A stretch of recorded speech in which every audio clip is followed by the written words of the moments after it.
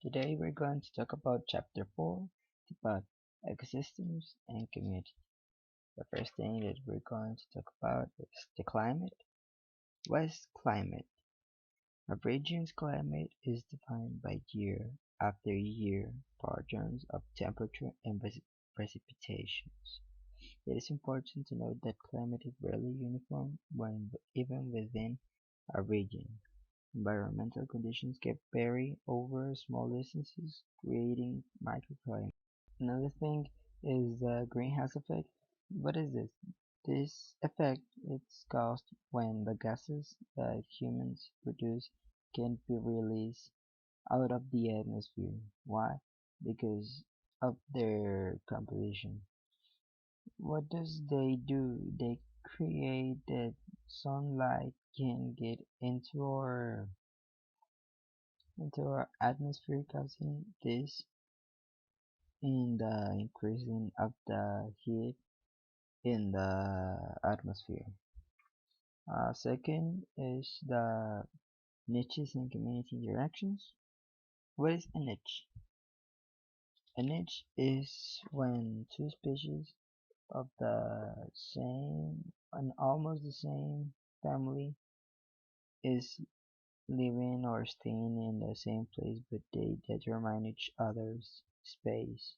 Like in tree, there could be three kinds of birds, but each one of them has their part in the tree. The predation, herbivore, and kissing species.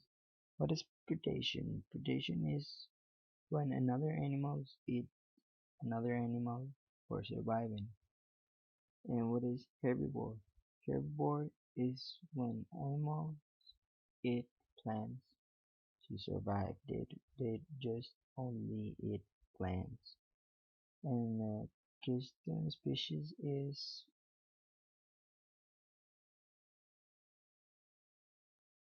when there are some changes in the population of a single species. That's called a keystone species. Another thing is symbiosis, is which means living together. There are four types: mutualism, parasitism, commensalism. Mutualism is the sea anemone's sting has two functions: to capture prey and to protect the animal from predators. The parasitism is when an animals take advantage of any animal or person, and commensalism is when they each others get feedback. Then we have succession. Succession is when the primary succession is when there are no remnants of an older community. Secondary succession is when there are a little kind of species and they are like pioneer species, which means that they are new. Oh, how do communities change over time? Ecosystems change over time, especially after disturbances, as some species die out and new species move in.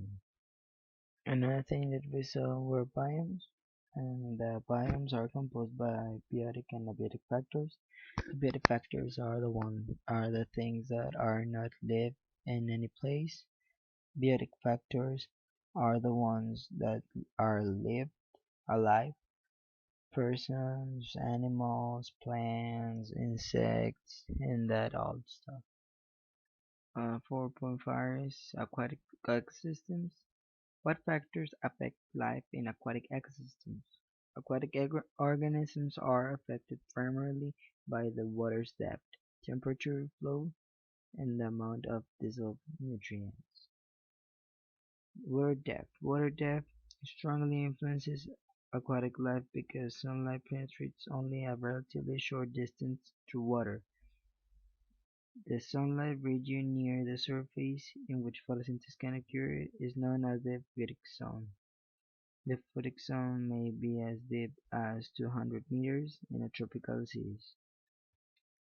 This is the first step in many aquatic food webs. Below the photic zone is the dark aphotic zone, where photosynthesis cannot occur.